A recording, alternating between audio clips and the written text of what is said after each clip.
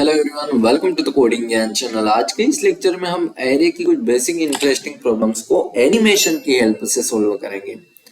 किसी भी प्रॉब्लम को सोल्व करने के लिए उसके अप्रोच का विजुअलाइजेशन बहुत ही इंपॉर्टेंट रोल प्ले करता है। तो यहाँ पे हमने एनिमेशन की हेल्प से उन चीजों को कवर किया है। प्रीवियस लेक्चर में भी हमने एनिमेशन की हेल्प से हर प्रॉब्लम को बहुत ही बेसिक तरीके से एक्सप्लेन किया है। तो आप आई बटन पर क्लिक करके उस वीडियो को देख सकते हैं। तो चलिए आज का हमारा इंटरेस्टिंग सेशन शुरू करते हैं। एक ऐसा कोड लिखना है जिसमें हमें चेक करना है कि दिया गया एरे पैलिंड्रोम है या नहीं। कोई एरे नंबर या सेंटेंस पैलिंड्रोम तब होता है जब उसे फ्रंट से और बैकवर्ड से पढ़ने पर भी उसके मीनिंग में कोई चेंजेस ना हो।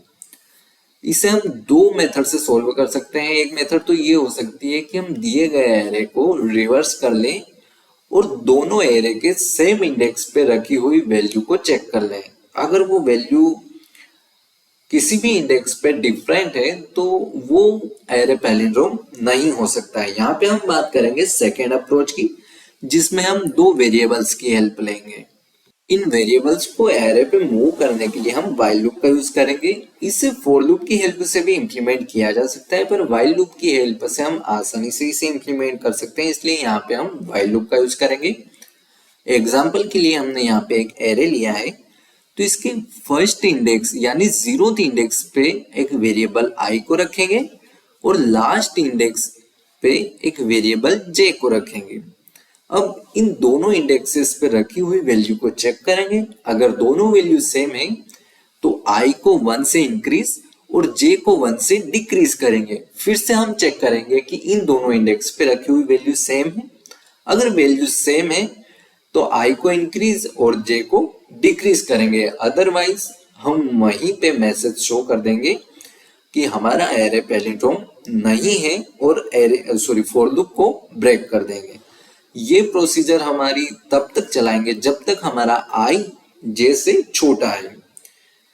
एक और एग्जांपल से अगर हम समझे तो इसमें हमने ऑड लेंथ का एरे लिया है, तो इसके लिए भी हमारे लूप की कंडीशन वही रहेगी कि जब तक आई हमारा जे से छोटा है। इसमें भी सिमिलर दोनों इंडेक्सेस पे यानी 0th इंडेक्स और लास्ट इंडेक्स पे दो अलग अलग वेरिएबल रखेंगे और उन पे रखी हुई वैल्यूज को चेक करेंगे। उसके बाद आई को इंक्रीज और जे को डिक्रीज करेंगे। फिर ये चेक करेंगे कि अगर ith इंडेक्स और jth इंडेक्स पे रखी हुई वैल्यू सेम नहीं है तो हम एक मैसेज प्रिंट कर देंगे, उसके बाद लूप को ब्रेक कर देंगे। यही कंडीशन हमारी रहने वाली है ऑड और इवन लेंथ के लिए।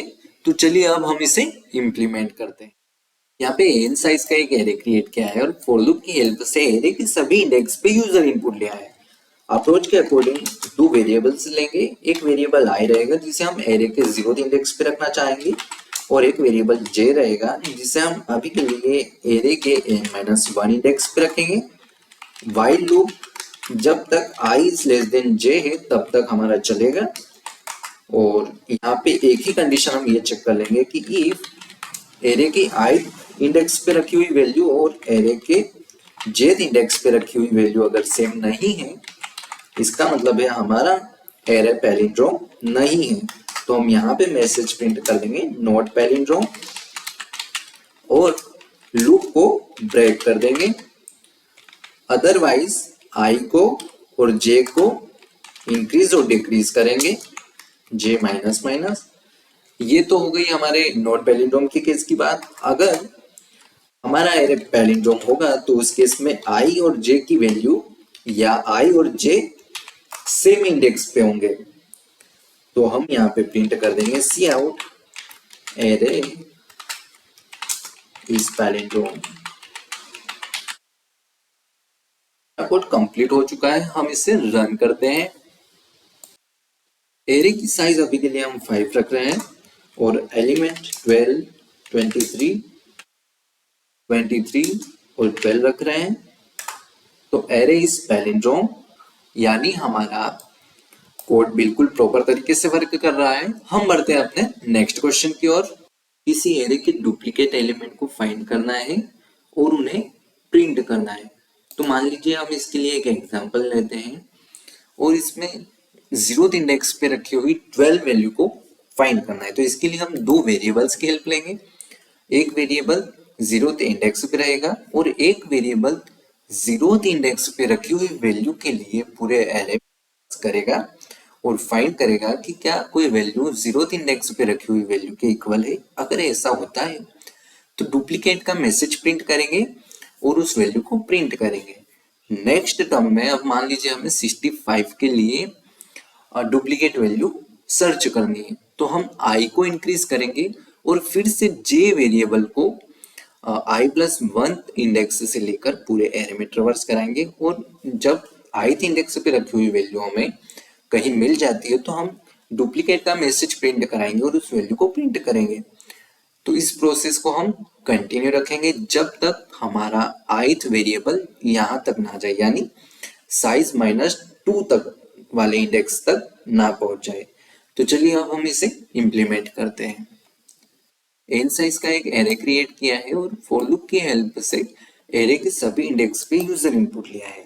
अब आई वेरिएबल को हमें तब मूव करना है जब जे वेरिएबल एक बार पूरे एरे में ट्रेवर्स कर ले, यानी एक फॉर लूप होगा जो आई के लिए होगा, आई इक्वल टू 0 से लेकर आई लेस देन एन माइनस 1 तक चलेगा, आई प्लस प्लस, और एक फॉर लूप जे के लिए होगा int j equal to i plus 1 से लेकर j is less than n तक चलेगा हर बार, और जे प्लस प्लस, यानी जब आई वेरिएबल हमारे 0 पे होगा तो उसके लिए जे वेरिएबल 1 से लेकर एन तक ट्रेवर्स करेगा और सर्च करेगा। उसके बाद नेक्स्ट टर्म में आई की वैल्यू इंक्रीज होगी यानी 1 होगी तो जे वेरिएबल 2 से लेकर पूरे एरे में ट्रेवर्स करेगा और सर्च करेगा। तो यहाँ पे हम एक कंडीशन लगाएंगे if ARR of I equal to ARR of J, यानी हमारी वैल्यू हमें डुप्लीकेट वैल्यू मिल गई है तो हम यहाँ पे एक मैसेज प्रिंट करेंगे सिआउट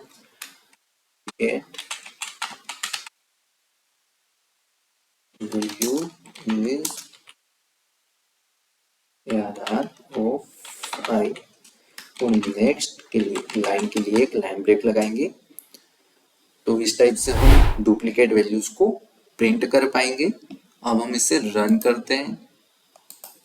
एरे की साइज हम 6 रख रहे हैं, 12, 23, 34, 12, 45 और 56। Duplicate value is 12। हमारा आउटपुट एग्जैक्ट है। हम बढ़ते हैं अपने नेक्स्ट क्वेश्चन की ओर। दो अलग अलग एरे को मर्ज करके प्रिंट करना है। एग्जाम्पल के लिए यहाँ पे हमने एक एम साइज का एरे लिया है और एक एन साइज का एरे लिया है। हमें इन दोनों को एक नए एरे में कन्वर्ट करना है तो उसकी साइज इन दोनों के एडिशन के इक्वल होगी। इन दोनों एरे में से किसी भी एक एरे को इस नए एरे में इंसर्ट करना तो आसान होगा, पर प्रॉब्लम तब होगी जब हम किसी भी एक एरे को नए एरे में इंसर्ट कर चुके होंगे और नेक्स्ट एरे यानी अगले एरे को हमें इस इंडेक्स से इंसर्ट करना होगा। तो इस इंडेक्स को फाइंड करना थोड़ा सा प्रॉब्लमेटिक होगा। तो इसके लिए हम जिस एरे को इसमें इंसर्ट कर चुके हैं उसकी साइज प्लस इसके इटरेटर को ऐड करके हम इस इंडेक्स को निकाल सकते हैं, यानी इसकी साइज थी m प्लस इस पे इटरेट करेगा i वेरिएबल, उसके एडिशन के इक्वल हमारा ये इंडेक्स हमेशा होगा। अगर हम एट इंडेक्स की बात करें तो उस केस में यहाँ पे इटरेटर की वैल्यू हो जाएगी 1 और m प्लस 1 यानी कि एट इंडेक्स। इस टाइप से हमारी ये इंडेक्सिंग एक्यूरेट आएगी और हम सेकेंड एरे के भी सारे एलिमेंट्स को इस नए एरे में इंसर्ट कर देंगे। तो चलिए अब हम इसे इंप्लीमेंट करते हैं। एम साइज का एक एरे A1 क्रिएट किया है और एन साइज का एक एरे A2 क्रिएट किया है। उसके बाद फॉर लूप की हेल्प से दोनों एरे में हमने सारे इंडेक्स पे यूजर इनपुट लिया है। अब हमें एक नया एरे क्रिएट करना है जिसकी साइज इन दोनों एरे की साइज के एडिशन के इक्वल होगी। तो यहाँ पे हम नया एरे A3 क्रिएट करेंगे और इसकी साइज k रखेंगे। पहले फॉर लूप की हेल्प से एरे A1 पे ट्रेवर्स करेंगे, यानी a इक्वल टू 0 से लेकर i is less than size of A1। Size of A1 हमारे पास m है तो टाइप प्लस प्लस, तो A3 के ith इंडेक्स पे A1 के ith इंडेक्स पे रखी हुई वैल्यू को स्टोर करवाएंगे m तक।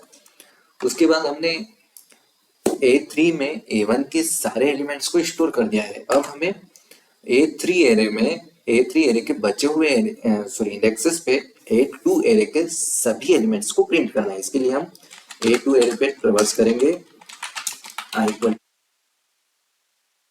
n तक i प्लस प्लस और A3 के m प्लस ith इंडेक्स से A2 के सभी एलिमेंट्स को स्टोर करवाएंगे। इस टाइप से हमने दोनों एरे के एलिमेंट्स को A3 में स्टोर करवा लिया है। अब एक फॉर लूप की हेल्प से A3 के सभी एलिमेंट्स को हम प्रिंट करेंगे i लेस देन के i प्लस प्लस और सी आउट A3 ऑफ i और एक स्पेस को प्रिंट करेंगे। अब हम इसे रन करते हैं। फर्स्ट एरे की साइज 4 रख रहे हैं, सेकेंड एरे की साइज 3 रख रहे हैं। हमारा आउटपुट एग्जैक्ट है। हम बढ़ते हैं अपने नेक्स्ट क्वेश्चन की ओर। इन दोनों प्रॉब्लम्स को आप खुद से सॉल्व कीजिए। हम मिलते हैं नेक्स्ट लेक्चर में, जहां पे और भी इंटरेस्टिंग तरीके से हम प्रॉब्लम्स को सॉल्व करेंगे। आज का लेक्चर आपके लिए कितना हेल्पफुल रहा प्लीज कमेंट करके बताइए और चैनल को लाइक और सब्सक्राइब जरूर कीजिए।